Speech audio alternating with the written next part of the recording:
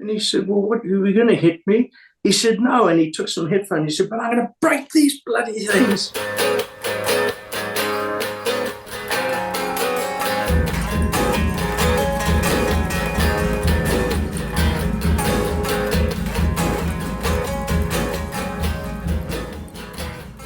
Hey, welcome to Feedback Def. I'm Sabby RK, the apostate music journalist, and I'm very excited for you to check out this interview with Trevor Rabin.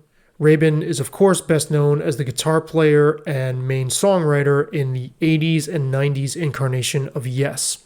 He's the one who wrote Yes's biggest hit, Owner of a Lonely Heart, and he appears on 3 of their records and co-produces and even produces one of them, 90125, which is their blockbuster album, Big Generator, and Talk. He also did, of course, play on the album Union.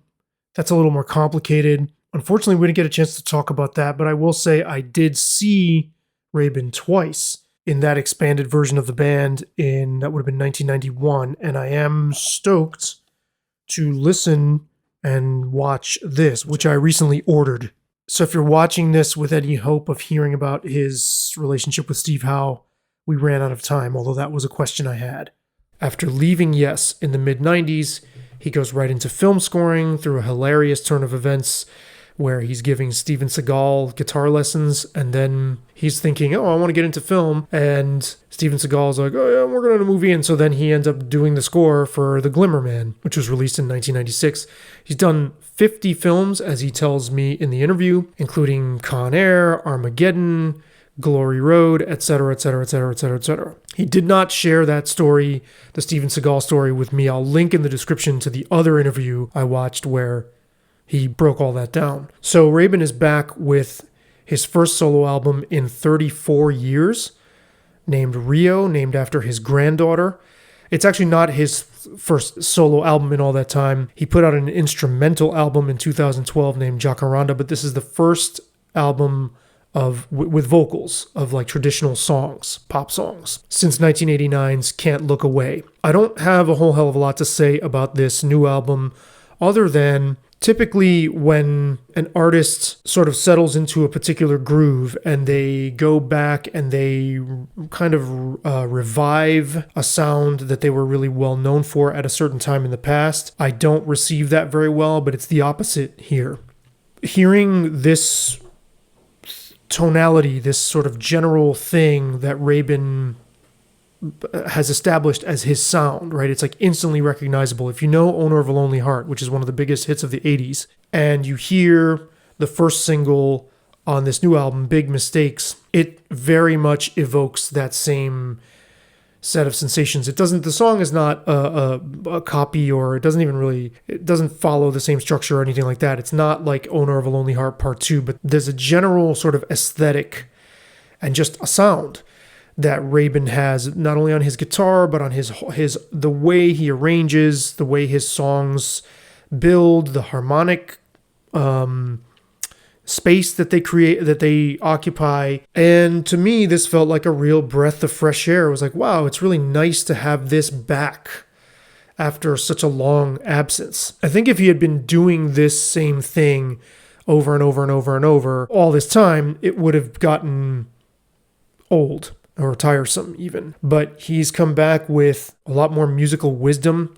This is this album very much reflects his compositional sense. You know, you don't do 50 film scores and have that not show in the music, which we talked about. You'll hear about that. It's a pretty drawn out record, particularly with the bonus tracks that are Japan only, which I've heard. But even without those, there's moments on here that are they take their time to play out. But he has always had an ear for economy. I didn't get a chance to talk to him about that so much, but even in like the sort of the grand scale of a film score where you're this like sort of maximal approach to pulling people's heartstrings, you still have to be very focused in on what it is you're trying to accomplish in just that moment within the film. And so even when he's taking his time, he's kind of not taking his time. There's tunes like Oklahoma that are really kind of epic and very grand, but he's very careful about not wasting or including any fat at all on these tunes. There's also a tune named Push, which was the second single. And if you like changes off of 90125, you'll recognize some of these sort of similar devices, like a Philip Glass-esque kind of mathematical meshwork, like different moving parts. Again, not the exact same thing, not a carbon copy. The songs are actually not all that similar, but the overall kind of sensation and mood, you can see he's drawing from his toolbox, right? Like his established vocabulary. His tone too is so distinctive. It's interesting because he didn't have that tone, that sort of icy, very frosted, thin, like slicing tone that you hear on the solo for Owner of a Lonely Heart, which I didn't get to ask him how much he had ever been influenced by Adrian Belew in his day. We didn't have time for that. The interview ran twice as long as it was supposed to, as you'll hear when another interview calls in and says, "Hey, I've been waiting for you." He's like, "Oh my God, I'm sorry." Which is really funny. I just didn't say anything. I assumed he was good, but I went back and listened to Rabbit, which is the band that he was in South Africa that had hits in South Africa before he moved to England and started trying to launch his career, which ultimately led to what became 90125. You'll hear all about that. And that tone wasn't there. It's like I didn't recognize the same player, but his whole presence as a musician, the frequency it's on, right? Like the tone his music just emanates, the mood and the vibe of it have been intact since then. And this is very much an extension of that. Like I said, it's wiser, it's more seasoned, it's a lot more settled. I mean, he's almost 70 years old, and the album's named after his granddaughter. He's just got a very kind of settled vibe about him when you speak to him as well, or that's the sense I got, and that certainly does for me come across in the music. I'm not gonna get into the weeds and break down too many specific songs or moments. We do discuss a couple of those in the interview, but in another interview he did right before this record was out, he talked about, he wanted to call it a demographic nightmare, or he thought it was a demographic nightmare because he covers a wide range of styles. You'll hear that. He has grown in his facility in different things that he can borrow from, namely roots Americana, Appalachia, different strains of jazz you can hear. I mean, this is something he was doing in South Africa, as he'll explain. As a session player, he had to be fluent in different genres, and so that has been simmering all this time, and here it comes to fruition. This is a welcome breath of fresh air to have his whole vibe back in popular pop consciousness in a way. It feels really good and doesn't feel like a retread. It's like, oh yeah, this person has been here all along and just been off doing his thing, and now he's made another entrance, and it's quite an entrance. I want to make sure that you check out also the other video linked below where I talk with guitarist Jimmy Usher about 90125. We do a deep dive on that record, which has its anniversary in November of this year, so please do check that one out as well. But without further ado, I give you Trevor Rabin. Have you got me? I do. I've got you. Excellent. How are you doing? Sorry I'm a little late. That's okay. That happens all the time. And there's always like an extra breath to kind of take a mental inventory of the questions. So it always helps, actually. I'm doing very well, thank you. So I was told I'm going to get the hook after half an hour. And I think I have more. In fact, I know I have more than we could cram into that. So I'm going to try to kind of pace it so that we get as far as we can. Okay. But thank you for doing this in advance. So Pleasure. I wanted to start with, there's a specific moment on your new song, Oklahoma. Yes. That to me is like the window into everything I wanted to talk to you about. I'll try to sort of recap it. Right around the 5-minute 29 mark, there's that main theme, da, da, da, da, da, da, and then it appears like the song is winding down, like it's coming to a close, and then brrr, and there's what I think is sort of like a mock key change or something that feels like your scoring work is all of a sudden arising out of this song that we've just heard. And it got me to thinking about, we tend to think of these as two separate art forms, film scoring and songwriting. But I wonder, as specifically in that moment, it's almost like your scoring was peeking into the behind the curtain on this record. How does that land with you? I think that's a great observation because I did feel, especially on that song, that on Oklahoma, that my 50-odd movies, which seem like, I still look at Armageddon, which was, I think, my third film. I still look at it and, like it was yesterday, but it was 50 films ago. But yes, I think the aspect of having done so much film work has definitely infiltrated, certainly. And you've talked about how you had to adjust your whole lifestyle with creativity. You could take your time. If a label wanted something, you could say it's not ready, making songs. But with film, it's very much, we need this now, and we'll get someone to replace you if you can't Exactly. do it.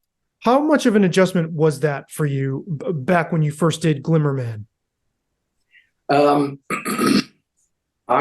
I guess I was so energetic to get into this and do it as well as I can that I immediately I think I adjusted immediately to the idea of every day there's a blank page and you must fill it up. I have a very crude kind of look at film, and it's not really accurate to how I feel about it because I love film. It's a passion of mine, but it was, I can't remember who, it was a fellow film composer said, oh man, it's like you get your themes, those are the spade, your spade is are the themes, and then you just shovel the crap until the swimming pool's empty, but you can't do it with one theme or you run out of it. So you break the theme and then you get to the next shovel, and then the next shovel. So it's a crude way of looking at film scoring, but it's a much more intense environment. Well, and this is the thing, your songwriting was never short on economy, but it sounds like you even had to get microscopic in terms of what you wanted to say or express in film, even more so than you were before, because when the world, obviously with Rabbit and then with 90125, it's like your songwriting style had a lot of economy built into it, but it sounds like you had to even go a step further doing your scoring. Yeah, no, I mean, film work it's so interesting because, if without getting into the whole technical boredom of it, if you have 60 pieces of music, which is determined once you do a spotting session with the editor, director, and yourself, and decide on where music goes, there might be a piece of music that's 5 seconds long, and it's just a piano. And it's got to say as much in those 5 seconds as a huge 7-minute, in Armageddon when the space shuttles take off. I remember Jerry Bruckheimer saying, "We want the world anthem." And I said, no pressure, but that's full choir, full everything. It's the kitchen sink. But you have to say as much on if there's a dialogue delivery. But remember the Titans when Denzel Washington's talking, it's a string quartet, but it's very, very minimal. And so, it's the light and shade is absolutely pivotal. So now that you've got some room, you've taken room to stretch on this album with certain longer pieces. Right. So I've heard you talk several times already recently about how this was in gestation. You were talking about this back in 2020. So some of these pieces were in the works all along. It's not like you were completely neglecting your songwriting. You wanted to get to it, but didn't have the time. Now that you've finished this and you've said you feel addicted to, you want to do more. Yeah. I heard you say recently, looking back on that time where you weren't finishing songs, how much would you say your creativity was unfulfilled? Well, thankfully, I was extremely fulfilled in doing a movie. Although I have to be honest, I don't even know if I've said this before. I don't think so. But every time I went to a premiere, I also would go with certain apprehension because I'd be watching the movie, but I was working because I was thinking, oh, geez, that sound effect's way too loud. It completely obliterates what the music should be doing, and the music in that part should be more important to this. The sound effects not as relevant, and in other parts, the sound effects should be louder. They put the music too loud. So that's how I watch a premiere, and it's even a film. It's never finished. There's never I've never felt completely satisfied, and that's why you continue to try and master it. But obviously there's times now when I watch a movie that I've done years ago and it comes on TV or whatever the case may be, and I'm watching and I say, wow, I'm pretty happy with that. So it's a dual blade. Well, and you had a moment this time too where you were basically told, okay, stop. On this record, I mean, where you were like, it was all mastered, and you're like, I want to change this one thing, and almost like an intervention. No, you were saved from yourself in a way. It actually absolutely was, because I engineered the album. I did, so it was just so close to me, and I asked my good friend and guy who's worked with me on every film, and is actually a great musician, and would in the scoring stage would be my what's called a booth guy, where any mistakes he would jot and make a note of, because I'm busy with the orchestra. Paul Linford, and he mastered. I got him to master the album, and he did a really good job. And after he'd mastered it, I said, the ride cymbal on Toxic when the chorus comes in, it's I'm not satisfied with that. And he just said, let it go. And I did. Yes, and that's because, that's a funny story. And so many musicians can relate to that, where they just have to stop at a certain point. So lyrically, I mean, it's been a while since we've heard, it's almost 3 decades or more than 3 decades since we've heard songs from you. You're openly speaking from this sort of generational perspective, Big Mistakes, and elsewhere. You're hinting at this new perspective. I'm curious, a song like Oklahoma, what was the inspiration? Because to me, listening to the lyrics, it's more about a feeling. There's a sense I get where I can sort of guess what you might be getting at, but what was the inspiration there? Well, I would say it's dedicated to the Oklahoma bombing in '95. It was a tremendous tragedy. But you bring up a good point, and I've never even thought of it this way, but I think it's right. It's my emotion and my feeling of what I felt when I first turned on the TV and saw that. And, consequently, some of the lyrics, we build warmth from our wounds and things like that, which is kind of in the family of the end of the innocence, or those kind of sentiments. Yeah, there's a shot from the news coverage of that event. See, that's not what I thought you were referring to when I heard the piece. I, for some reason, was conjuring images of the burning down of what was called the Black Wall Street, the Oklahoma in Oklahoma City. Oh wow, yeah, no, that's Yeah, that's amazing. Yeah.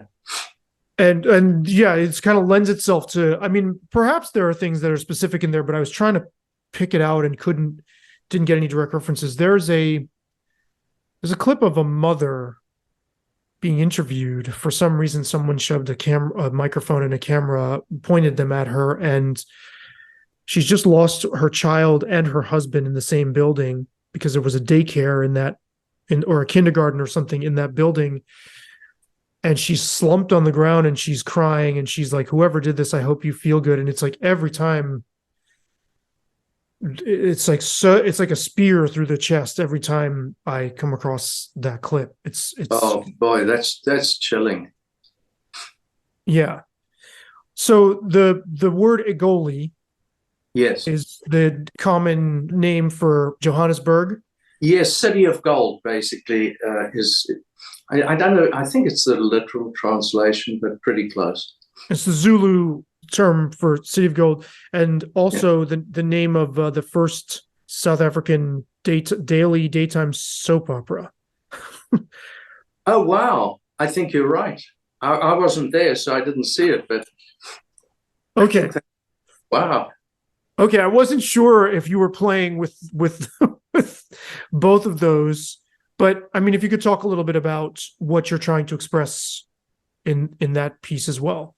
Yeah, you know, when Mandela, I don't know if you know that my uncle was his lawyer pretty I did much. not know that. Yeah, throughout his time on my father's side, Sir Sidney Kentridge. Now he's 101 years old. He's an amazing guy, and I met Mandela. Actually, had the good fortune of going to his residence for lunch. It was the Prince's Trust, you know, Prince Charles Trust. And on this occasion, it was in Johannesburg to raise money for underprivileged schools. And, you know, Mandela was there. And he was such an icon and such a, you know, he was bigger than life, just such a positive, incredible, you know, I'm just in awe of, I was in awe of the guy.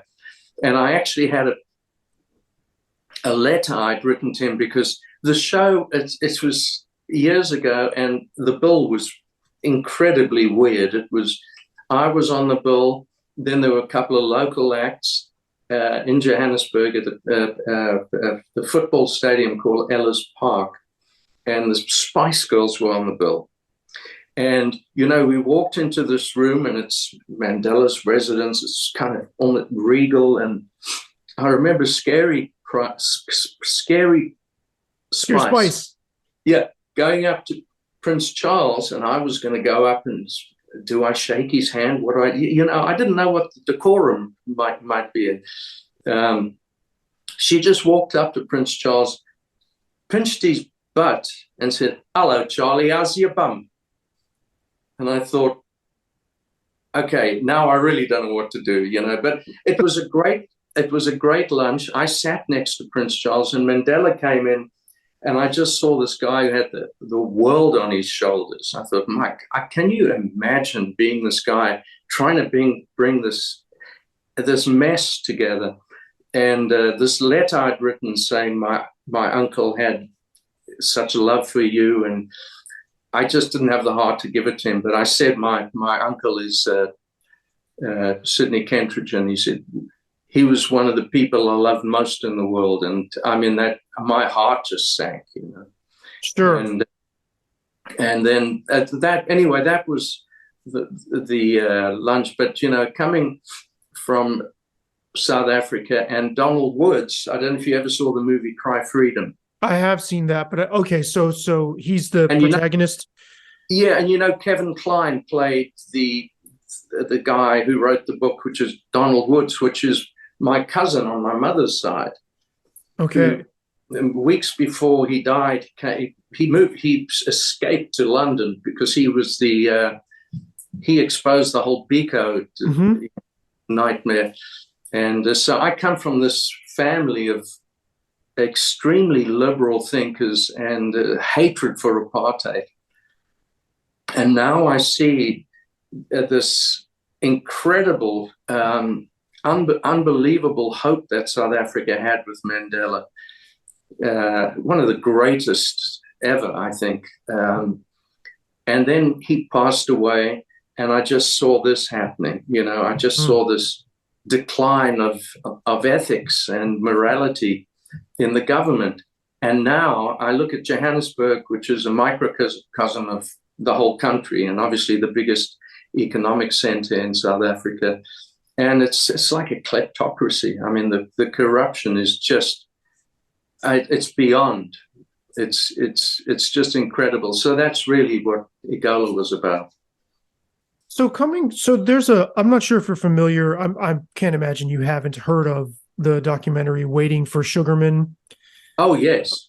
There's a line from that film where one of the subjects, who was big in championing Sixto Rodriguez, says, you have to understand, when we were growing up, South Africa was viewed as the pariah of the world. And so musicians wouldn't come here. Sports leagues wouldn't come. It was like there was a sense of shame, even for, upper middle class white kids trying to take in the world, culture. How much did that weigh on you? Well, there were certain practical aspects of it, which, in South Africa during my earlier, when I was growing up, you have to go to the army, and which my family was scorned upon. You can't go to the army. You're representing this white, minority racist regime, or you go to jail. So I thought, well, forget about it. I'll go to the army for the year. I'm not going to fight or anything, because when I was there was a conflict with Angola, which was a proxy war where South Africa was doing on the border for America, and Russia had Cubans in Angola. So that was all about. The amazing thing is, because of these sanctions, Boozy and Hawkes, the publisher, you couldn't get music into the country. So I was in the entertainment unit after the first 8 nightmare weeks of basic training. I got into the entertainment unit, and if you get rank, you get more money, which, I mean, it's dollars, a month. But so a couple more doesn't hurt. So I was able to become a corporal, and all I had to do for that was transcribe music from these old Benny Goodman records and stuff for the big band. So the sanctions actually allowed me to do that, because someone had to sit and write all those parts out. But in a real sense, I'm sure you remember We Ain't Gonna Play Sun City. Mm-hmm. There was Stephen. that Yep. about little Stephen. Little Stephen. Yep. Yeah. And no one wanted to go to South Africa. The funny thing is, my favorite guitarist when I was 14, 15 years old, 13 years old, was The Shadows, Hank B. Marvin. Okay. The British band, Cliff Richard's backing band, and then became an entity on their own. And they came to South Africa, but they were ostracized. I remember Rod Stewart came to Sun City. He was ostracized. And, and now it's obviously a completely different scenario.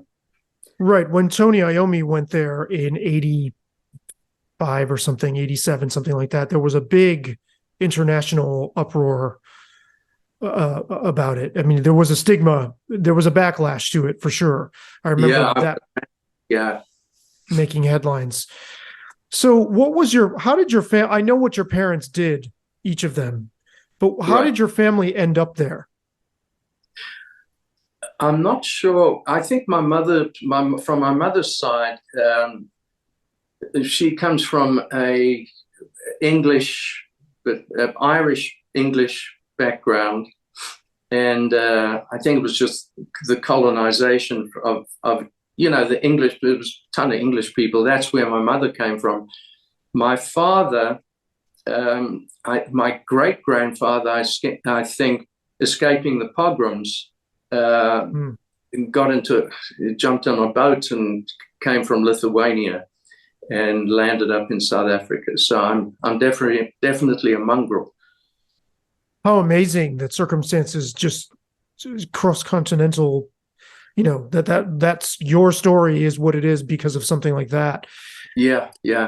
So when you moved to the States, and I apologize about the blurriness, but when you moved to the States, how much of a cultural adjustment was that for you? And what was your sense of race relations here, if that's not too huge of a question to throw in your lap?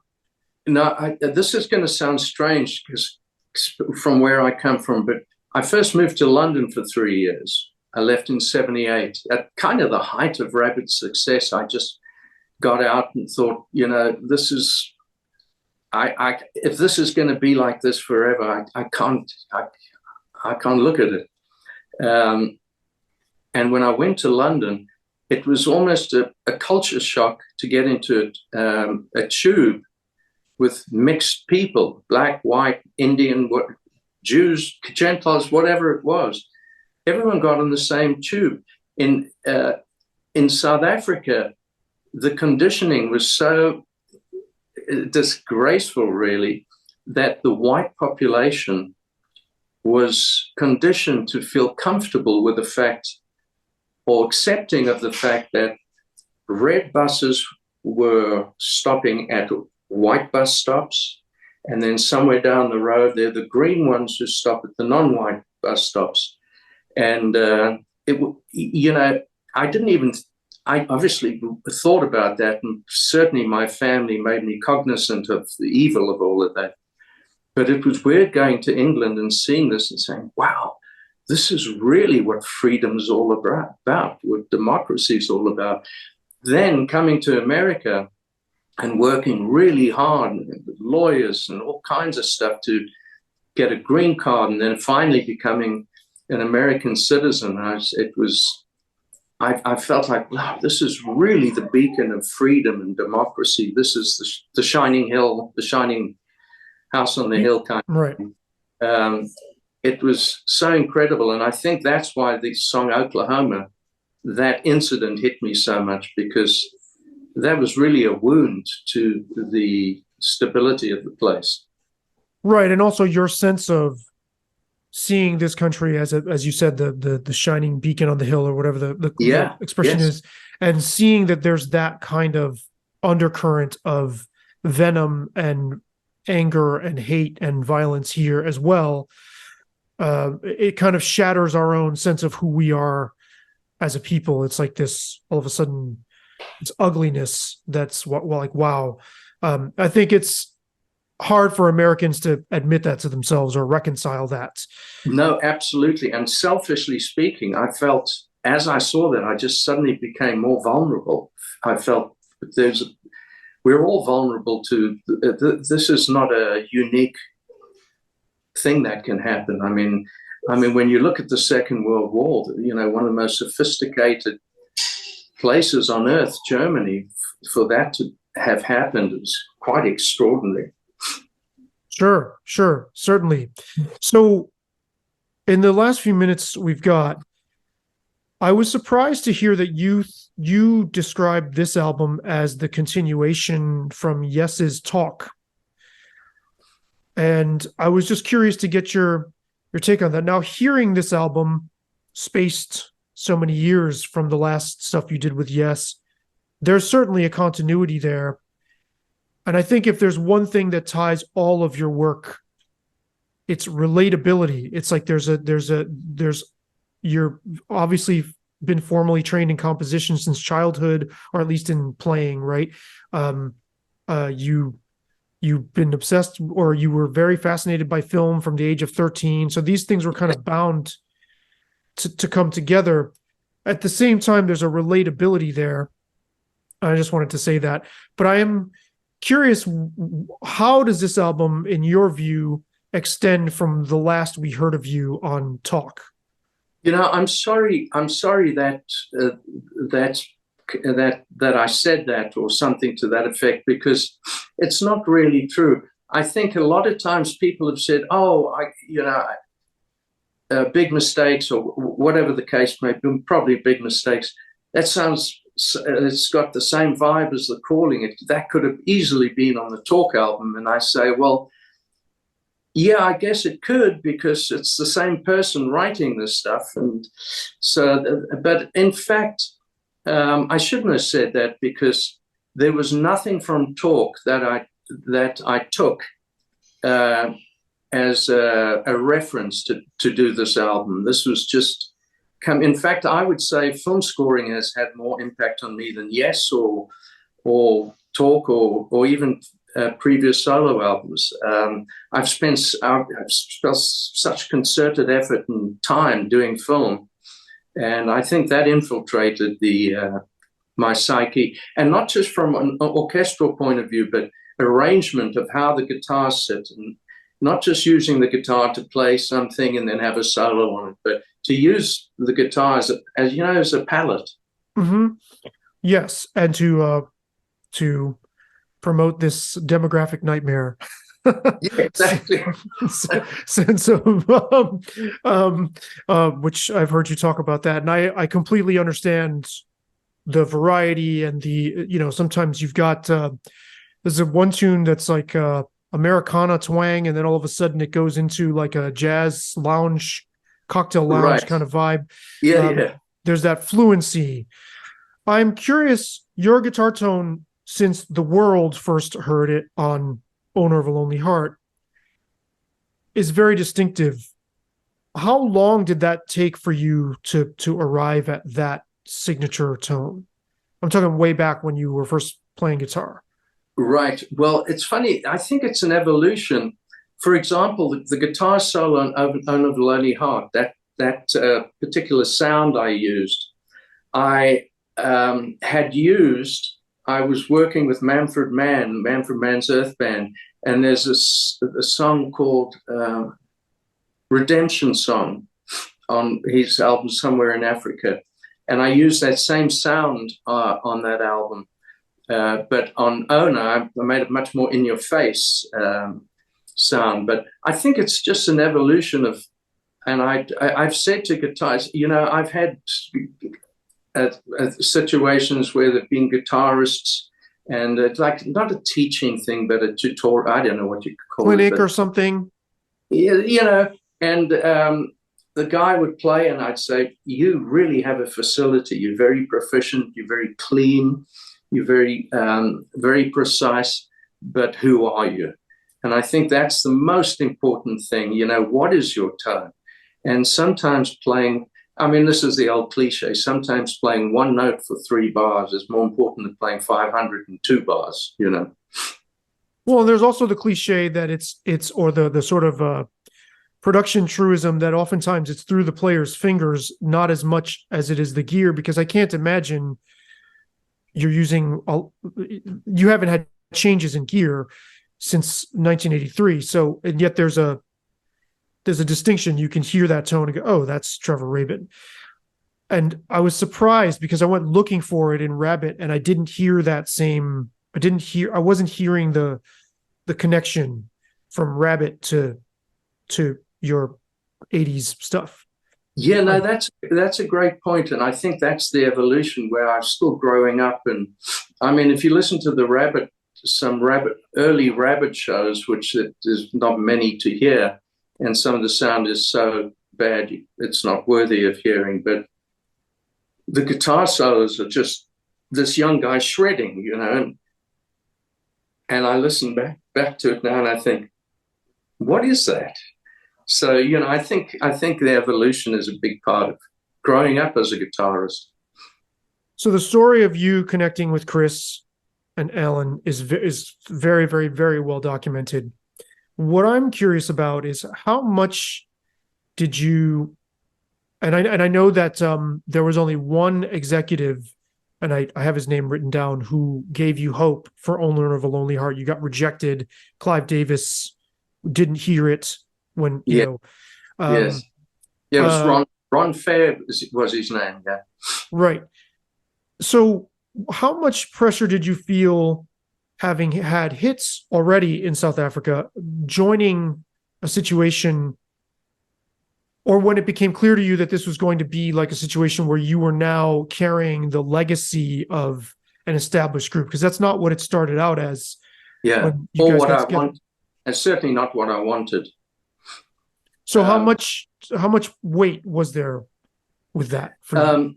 Well, thankfully, in the start, Chris and me and Alan and Tony Kay, we rehearsed for 9 months as the band Cinema, and we became so tight. It was, I think, a great band, and that band was really, that's what made the shows good, because or exciting, hopefully, because the band had rehearsed for 9 months. It wasn't some corporate thing that was just shoved together.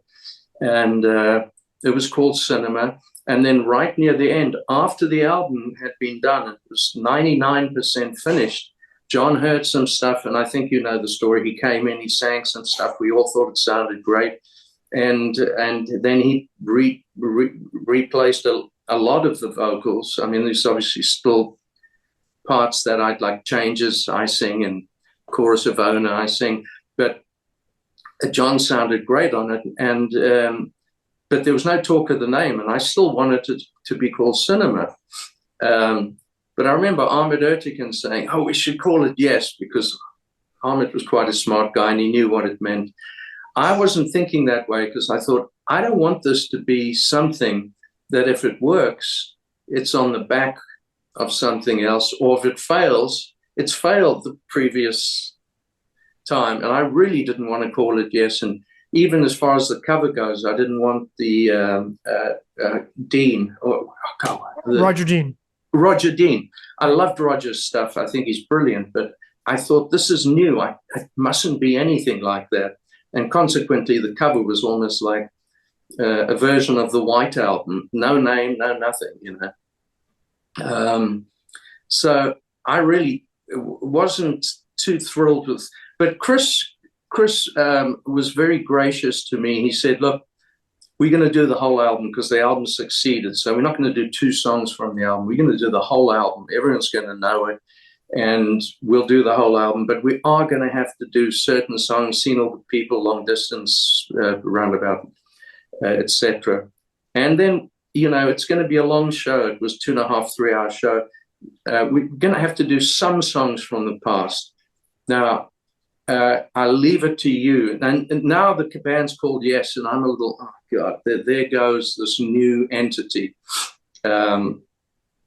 But he was very gracious. He said, "You play it any way you want. Don't even listen to the records. Do what you would do if you were recording this for the first time." And that gave me a lot of freedom to just do what I wanted. And John said, and everyone said the same thing. I think they're a bit guilty that now this is a Yes album. They hijacked Cinema kind of thing. But what also happened is we got a letter from a lawyer or something saying, "There's a band called Cinema. You can't use the name." And, I'm sure that translates to give us some money and we'll go away. And it became, and there'll be 2 or 3 bands wanting to do that. Calling it Yes is a simple thing. But the other one was, Chris said, "You choose the songs you like from the past, as far as the deep tracks that we're going to be doing, because we've got to do some of those." And he allowed me to choose those tracks. And so I didn't feel like I was joining a tribute band, if you know what I mean. I felt it felt like a new band. So I didn't feel too impacted. I mean, the first couple of shows, listen, there were a lot of times where Yes fans didn't the diehards from the past didn't want it, and you just live with that. Yeah, it certainly felt at the time. I mean, I was maybe 10 years old, and I had no idea Yes's prog history, but there was a sense around that record of a new kind of a harbinger of a new age in production, and it just felt very emblematic of a new pop age in some way, like something new growing out of what was old, almost like a phoenix or something, like new blood in the system, very much surrounded. It was amazing. One night after a couple of drinks, Chris, and after a show and a couple of drinks and a little more than a couple, Chris was sitting with me, and Chris and I were very close, and he said to me, you know, part of me wants to apologize to you uh, for the band being, you know, and it's not my fault or anybody's fault, it's circumstance, but I feel some part of me wants to apologize for changing it from cinema because that was our thing, you know. And even when John had sang on it, it was still that thing. And then circumstance led it to being yes. And I said, Chris, you don't have to apologize. You know, don't for a minute think that I don't understand the benefits of that. I certainly do. So no problem. Right. I mean, no, buy me a beer. Yes. Sorry. Yeah, I mean, Ahmed understood that no matter what, it wouldn't have registered as much if it were just called something else. This is sort of the devil's dance the music industry does when a band goes through changes. You know, it's going to sell more tickets and get more attention, but a lot of that is going to be in reference to, well, this is different than what it was. And you know what? At 20 years old, at 28 years old, when I think it came out, or when I started with the band, you know, at 28, I thought I knew everything about anything. And in retrospect, you realize that Ahmed was quite a smart guy. I loved Ahmed. I got on really well with Ahmed. I tell you a funny story. My son, when he was 12 years old, I was sitting on his bed telling him a story. And I can't remember what it was. I have no clue. But at the end of it, he just looked at me and said, wow, Dad, you're so smart. And I thought, I walked away feeling so good about me and my son. And then I think it was at the age 15, I turned into an idiot. And that hasn't changed. So, you know, I think when you're young, you have this dogged kind of idea of what's right and what's wrong. And I think as I've grown up, I've realized that it certainly wasn't a bad thing calling it yes. And there were certain fantastic benefits to it. And I thought musically there were some interesting things done. So, you know, I've learned to realize it wasn't certainly didn't hurt. I mean, you sound at peace with it, and I've always wondered about that over the years.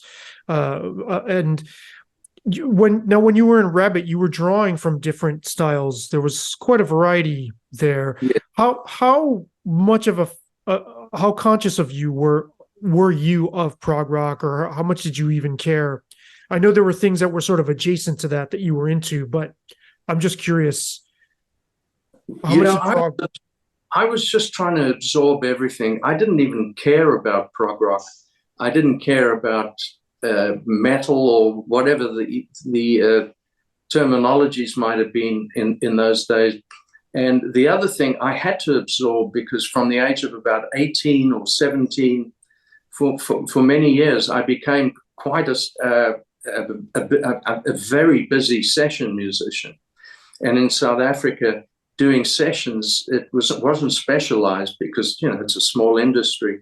So I would be, and that's why the Goodbye is on this album, because I've never utilized that pick and chicken country thing. But I did so many country sessions. In fact, Mutt Langer, the Shania Twain producer, good friend of mine, we talk very often. He was the bass player in that, a lot of that. And then I used to do sessions for Mutt, and I used to do a lot of string arrangements. And so I was absorbing all these different styles, because South Africa was definitely a demographic nightmare.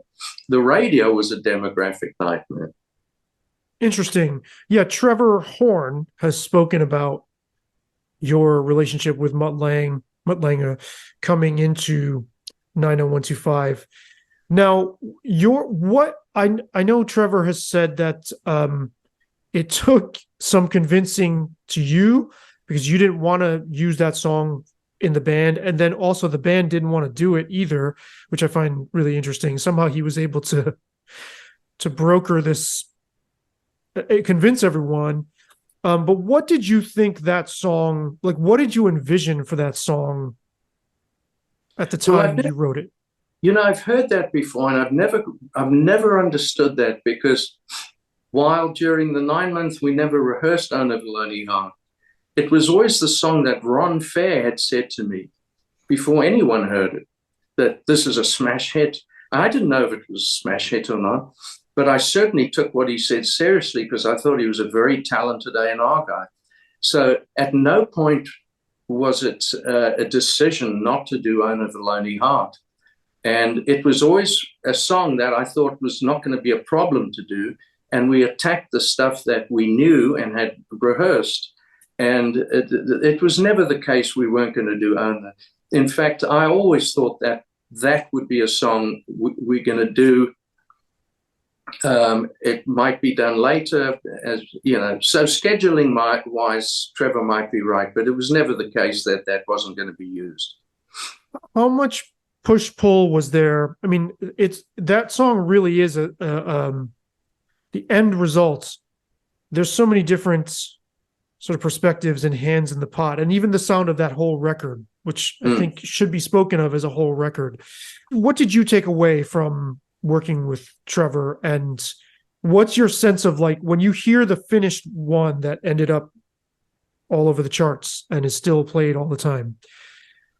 How close is that to the vision? I mean, I've heard your demo. I've had that CD for years, the 90124.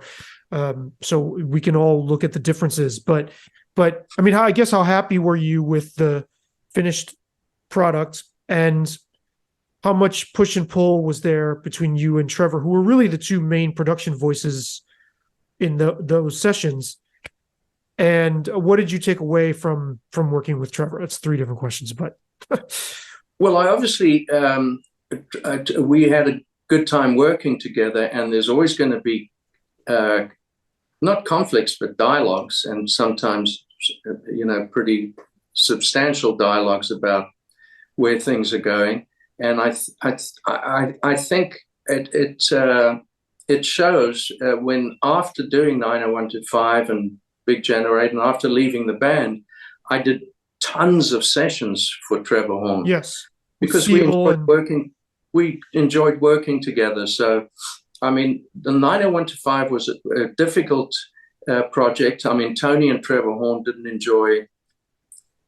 Tony Kaye and Trevor Horn kind of creatively didn't see eye to eye. And so I landed up doing the keyboards pretty much.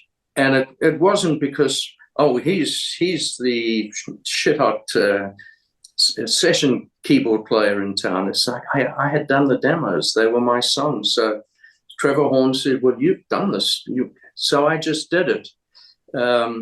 And it was just circumstance. It wasn't because Tony couldn't do it, because I can tell you, I have to say, in defense of Tony Kaye, when we went on the road, he did a phenomenal job. I mean, he never missed a beat. He was absolutely perfect at every turn.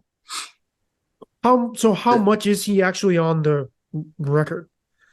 On 90125, Tony plays, I think he plays a Hammond solo on the song Hearts, and he did piano on Changes, and I think there were two other spots, but for the most part I did all the keyboards, because Trevor Horn and him just didn't hit it off, and Tony actually went to LA, and I was left to do the keyboards. And I actually had fun with Trevor doing it, and he introduced me to, I hadn't used it before, a thing called the synclavier, which once I got into it, I was all over it like a kid in the candy store. So, we'd certainly had fun. And were there conflicts? Yeah, there were plenty of them. But, Chris and I had conflicts for the entire time we were together, but we were as close as the old proverbial brothers thing.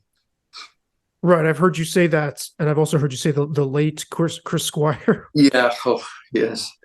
There's I think the opening paragraph of Bill Bruford's book, I think the very beginning is him talking about Chris Squire being late. If I'm not mistaken, it's been a few years since I've read it, but it's like the first thing is like, I did not know that.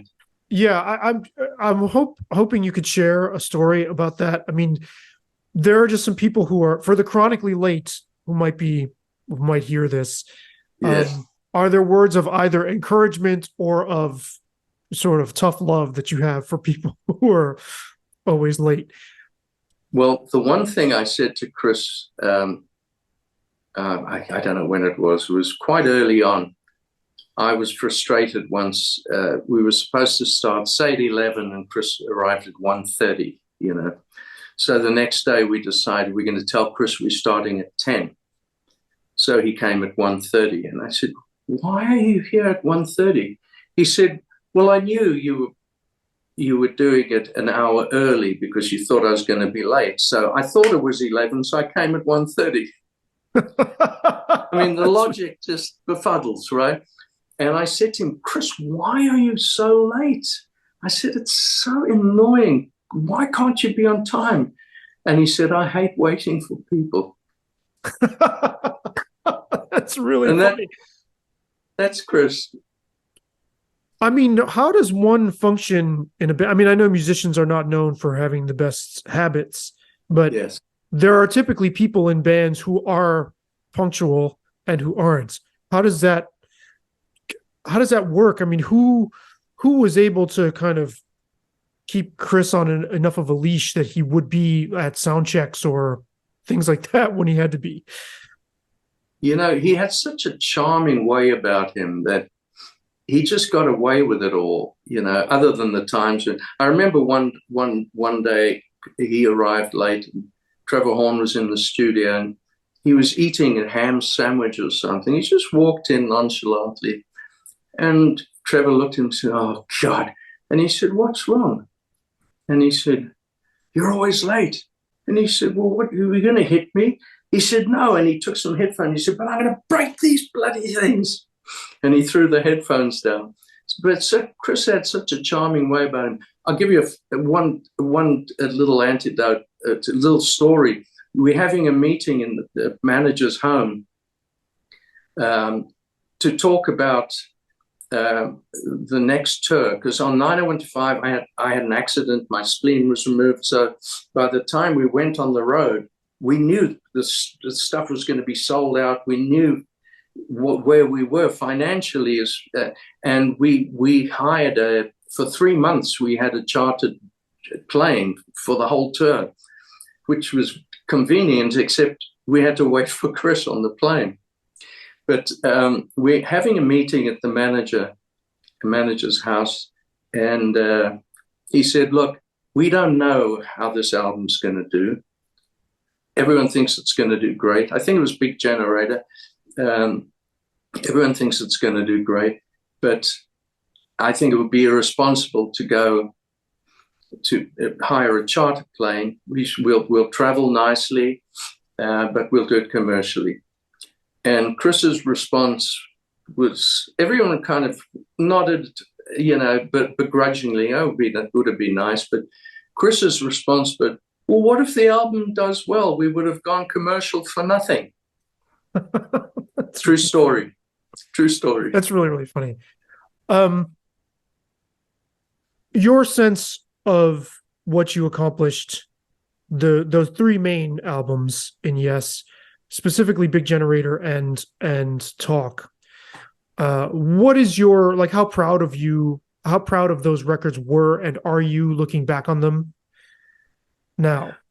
I can do it in a nutshell. I'm proud of 90125. You know, the success obviously is rewarding, and Big Generator did quite well, obviously not as well as 90125.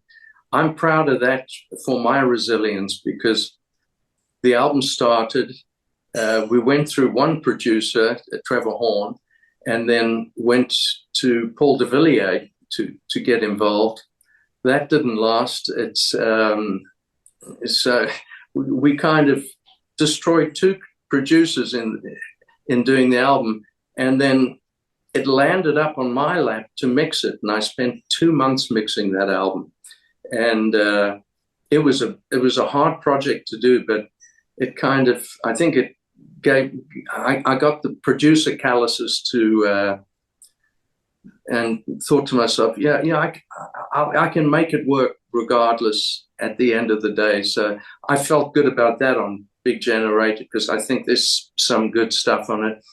And then Talk was very inspiring, because I went to the band saying, there's this new technology. I mean, there'd never been recordings done on a Mac, and the only way to do it was you had to sync up 4 Macintoshes and that whole thing.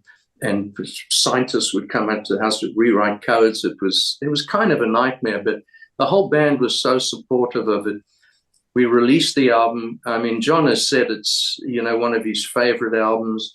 I remember everyone was just so excited. I think the band played better live doing that album than ever before.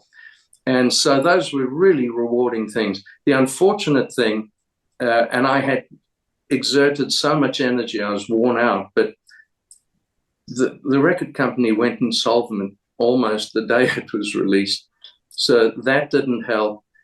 Timing, with the new music out there, there was no place for talk really. So it's just kind of fizzled out. And after doing that, I'm still really proud of the album, but I was worn out, and that's when I decided, after the Japanese tour, I decided, okay, I'm done. And I needed a fresh thing, which was film. Right, which basically fell in your lap with Steven Seagal. Yes. Yeah, that's a remarkable story. I've heard you tell that. That's really funny, actually. Yeah. Incredible. Now, so and I know the story of you were, I think, with your road manager or something, and you went to a bar the last night of that run in Japan, and you said, I think this is it for me. And he was like, what were you thinking was around the next turn, or how much of an idea did you even have? Because I remember, I don't remember where we were, but it was Paul Linford who worked with me on all my movies and has remained a steadfast friend, and actually mastered this last album. Mm-hmm. And he almost said a similar thing to me on this album as he did because I said to him, I don't know what to do. I can't do Yes anymore. I'm done. I don't know what else I could contribute. And he had a kind of crude thing, and he said, let it die, meaning my participation, let it die. And it's pretty much, that was it. At that meeting, as you correctly say, in Japan, I just, you know what, you're right. And that's when I left the band. Moved forward to this album, after I'd mastered the album, which he did, because I was so close to the album, having obviously produced and engineered and played a lot of the stuff. I said to him, after he'd mastered it, because I couldn't hear it anymore, and he did a really good job mastering it, but I called him, I said, there's a symbol when the chorus of Toxic comes in, it's not loud enough. And he didn't say let it die, he said let it go. He said, leave, it's done, let the album go. And he was right. There's always going to be things I listen to and go, oh God, that didn't get that part right. But if you ever say to yourself, you've got it right, you shouldn't do another album, because then you finished. Yeah, I think it would be cruel to yourself, given the level of investment you put into recording, producing, mixing this album, to have even attempted to master it. Would have been kind of blindfolding yourself in a desert in a way, and spinning yourself around. That's exactly right. I wanted someone with fresh ears I trusted, that would master it. And I didn't even get involved in the mastering. He played it to me, and I said, you know what, if you think it sounds good, it's where we're at, let's go. So right. He was kind of annoyed with me when I said, oh, that's the right symbol. It was like, you fickle bastard, let it go. Yeah, I mean, it's like you're at the stage at that point where it's like saying your name 5 million times over, and it starts to lose its meaning. So you had to, I think it was Jerry Bruckheimer who, when you decided, okay, I'm working on my album now. Yes. Called you and asked you to do just one more score, right? And yeah. Where are you now with film? Because you're kind of at a crossroads in a way. You want to do another record, but there's film. Hollywood is out your window. So yeah, it's really a good question, because now that the strike's over, there's going to be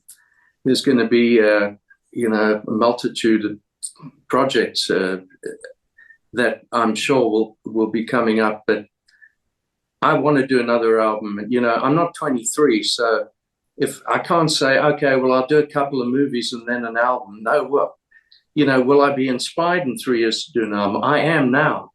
I finished this album, as Paul said, let it go, but I've still got so much stuff, so much music to do. I've got another album to do that it's almost like this album's not finished. There's another album to do, so I'm not going to let anything get in the way of that. If a movie comes up, I'm going to have to decline and get on with the next record. Right, because I mean, this is how you got here in the first place. 30 years went by. I mean, I know you were doing other records, but this lane of your creativity had to, tomorrow when we have time, had to sit on the shelf for a while. And then all of a sudden 3 decades go by and. Yeah. And the one thing I've never thought of until right now is how right you are. And it's this album, it was almost like I woke up. Not that I was sleeping when I was doing film. I was just so into it. But doing an album was like, yeah, I remember this. I love doing this. And I've got a new way, a new outlook, and I really want to pursue it and do it. And I did that on this album. And, I always thought I'm going to do it. If it doesn't turn out to be something that is something, so be it. But I've got to do it. It's like an addiction. I have to do it. And I'm not finished. So I will definitely, I don't know thereafter, but certainly there's another album before anything else. Yeah, it sounds like this album needs a sibling or has one on the way, sort of. It definitely has one on the way. I have to say, hearing the song Big Mistakes, there are certain things that sort of the timing ends up being just by fate or by chance, just ends up being serendipitous. It's kind of like a breath, a reminder from the time when you were having hits on the radio, but then it's like time caught up to that again. Like there's a sense of almost coming full circle. And I know there's a lot of other flavors on the record. I've heard the whole thing, but it's the right time, I guess, is what I'm trying to say. It's funny. It feels that way. And before the release, I mean, I didn't do a record deal. I think you probably heard that. I hadn't done a record deal. I wasn't thinking of it. I certainly didn't want to release it myself. It would have been I'm not a paperwork man unless I'm in the studio or with some manuscript, but dealing with orders and this, and it's not my thing. So when it was finished, it was like, oh, I got to get a record deal. But I didn't go the normal way where you get your lawyer or your manager to go 3-4 people and see if there's interest, and if there is, you play one against the other. I didn't even do that. I'd met Thomas from Inside Out, really liked him, and I just phoned him and said, listen, I just finished this album. You said if I do anything, I should call you. So I want to send it, see if you like it. He called back and said, I like it and would like to do it if you're interested. And it was as simple as that. The deal was done. And then he started talking about it, and the juices started flowing, and I thought, wow, and it woke me up, but I woke up before that when I started the album and started really getting into it. It really woke up that whole other side of me. Yeah, I had been curious about that. There's yes, it sounds invigorated, and it's the Big Mistakes single has a familiar flavor to it, but it's right. It's like we've all come a long way since then. The world has come a long way, and yet it's fresh at the same time. So I just think it's the landscape is ready for your whole thing again. I hope so, because I mean, people have said, yeah, well, it's reminiscent, and that's why we talked about the talk thing, because I don't want that to be the perception, but it felt as though I hadn't done it before, even though it might be reminiscent. It's because there was a freshness and waking up after a Rip Van Winkle of 50 films. Yeah, I mean, this is, if anything, this is a reminder to people, success can be in one area, always has to be managed with other areas of one's life. There's always some sort of negotiation that one has to do, and you can find yourself sort of downstream, very successful, and yet sort of wake up one day and have the sense, oh, there's this one part of my garden I need to get back to tending, to tilling that soil. No, absolutely. So you said Big Mistakes is, there's this overview, like this collective, we have all made big mistakes looking back historically. Then there's the love component. And then there's also, you said something, I think in the Inside Out videos, promo videos, that you look back on certain things you did in your 20s that you're surprised you survived. How much are you able to, or willing to share of what that might be? Well, as rightly, I'm surprised I'm alive. The bass player from Rabbit, Ronnie Robo, got hold of me after he heard Big Mistakes, and he said, "Is that about me?" And I said, "No, it's actually about all of us. It's just when you're growing up, it's that intense, and I guess I wouldn't say, is it arrogance or is it just confidence of not, the consequences didn't mean anything, and as you grow older, consequences and responsibility becomes more of an issue. And in those days, some of the things we did, I mean, I remember it's a terrible admission, but I used to have a car in South Africa called a Piranha, which was a Capri. Remember the Capris? Well, in South Africa, this guy, Basil Green, commercially put out a car which should never have been legalized because it had a turbocharged or supercharged 5-liter Mustang in a Capri. Oh, boy. And it was an absolute rocket. And I loved the car. And when I'd done enough sessions, I saved up in the early years and bought a Piranha. And I remember I used to race it like crazy, absolutely crazy. And it was actually even a police chase once. And yeah, it's just good to be alive because that car had no brakes. So if you're going straight at 130 miles an hour and you want to stop, make sure you've got 2 miles to do so. And it couldn't turn. It had no road hold, so it wasn't exactly a Porsche or something. It was a terribly dangerous car. So there's so many things like that, obviously the drug thing was one area, but sorry, hang on 1 second. That's okay. That's okay. That's okay. I should let you go, but that's a great story. Yeah, and there were so many of like that, and there was a guy who just passed away, a lovely guitarist, a beautiful guy, incredibly talented guy, Julian Laxton, who was a pioneer in South African music. If you look up Freedom's Children, which I played with for a tour or two,